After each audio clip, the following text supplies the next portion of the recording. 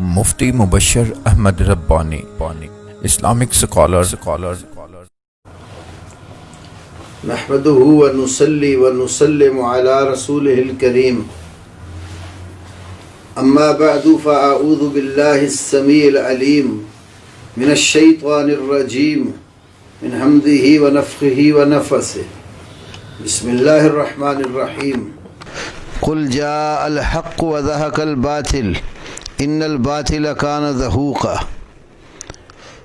اللہ احکم الحاکمین نے قرآن پاک میں فرمایا، کہہ دیجئے یقیناً حق آ چکا ہے اور باطل دم دبا کے بھاگ گیا ہے، اور یقیناً باطل بھاگ کر جانے والا ہی ہے۔ اللہ تبارک و تعالیٰ کے فضل و کرم سے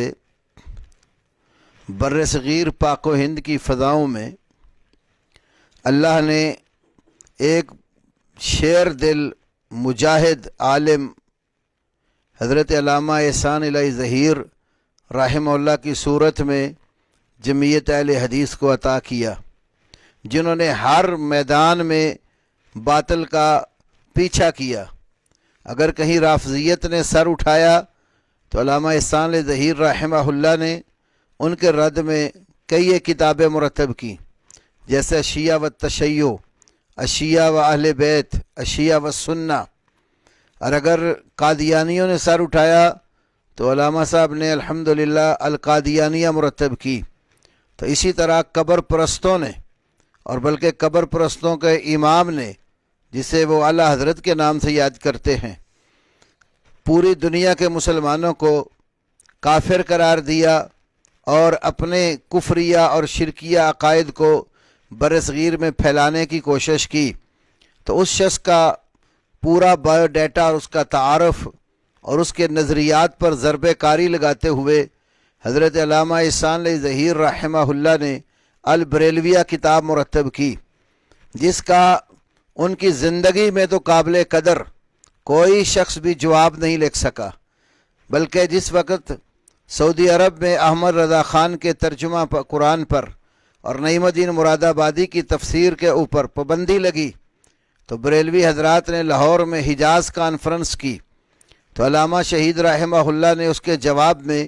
فی الفور حرمین کانفرنس منعقد کر کے ان کا ناطقہ بند کر دیا، اور اس کے اندر بھی انہوں نے ذکر کیا کہ ہم نے غلطی سے بیڑوں کے چھاتے میں ہاتھ ڈال دیا اور ایک کتاب مرتب کر دی البریلویہ، تو جس کی وجہ سے کہتے میں نے چلتے چلتے اس میں لکھ دیا کہ اعلیٰ حضرت کا رنگ گہرا گندمی تھا، حوالے بھی ان کے گھر سے دیے۔ تو انہوں نے کہا کہ وہ گہرا نہیں تھا، گاڑھا تھا۔ تو علامہ صاحب نے فرمایا مجھے کیا پتہ تھا، میں لکھ دیتا، اس کے چہرے پہ لک پھری ہوئی تھی، گاڑی تو لک ہی ہوتی ہے۔ تو کہتے ہیں کہ پھر انہوں نے اس کالے کو چٹا بنانے کے لیے 40 صفحے بھی کالے کر دیے۔ تو انہوں نے اپنی زندگی میں ہی ان کے اوپر تبصرہ کر دیا تھا، اور آج تلک عربی زبان میں کسی نے ان کا جواب مرتب نہیں کیا۔ اب ایک بدبخت اٹھا ہے خانے وال کا کوئی چشتی، تو اس نے کہا کہ علامہ احسان الہی ظہیر ان کا بہت بڑا عالم تھا، اور چند ٹکوں کی خاطر اس نے بدنام زمانہ کتاب لکھی۔ بدنام زمانہ کتاب نہیں ہے، وہ کتاب اللہ کے فضل و کرم سے اتنی عام ہوئی کہ بڑی بڑی عرب یونیورسٹیوں میں اس کو پڑھایا جاتا ہے، اور لوگوں نے اس کو، علماء نے اس کو ہاتھوں ہاتھ قبول کیا ہے۔ بدنام زمانہ تو آپ لوگ ہیں جن کو اتنا عرصہ گزر گیا۔ شہباز شریف نے بھی آپ کو کہا تھا کہ اس کا کوئی معقول جواب لکھو، جو مولوی لکھے گا اس کو حلوہ بھی کھلاؤں گا اور اس کو میں اسلام آباد میں پلاٹ بھی دوں گا۔ تو چشتی صاحب تم نے ابھی تک کوئی میرا خیال ہے پلاٹ حاصل نہیں کیا ہوگا شہباز شریف سے، یا حلوہ نہیں ملا ہوگا جو آپ کی زبان بولتی ہے گندی اس طرز کی۔ تو اللہ رب العالمین کے فضل سے علامہ شہید کے نقطہ نظر کو ماننے والے بھی زندہ ہیں۔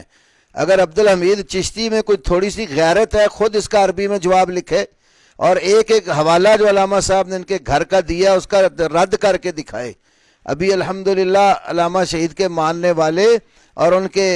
مسلک کے متوالے زندہ ہیں۔ کوئی جواب چشتی یا غیر چشتی کی طرف سے آیا تو انشاءاللہ تعالی ہم اس کو گھر تک پہنچا کے چھوڑیں گے۔ اللہ کی توفیق سے ایک ایک ان کی بات کا کتاب و سنت کے دلائل کے ساتھ توڑ رکھتے ہیں۔ تو میں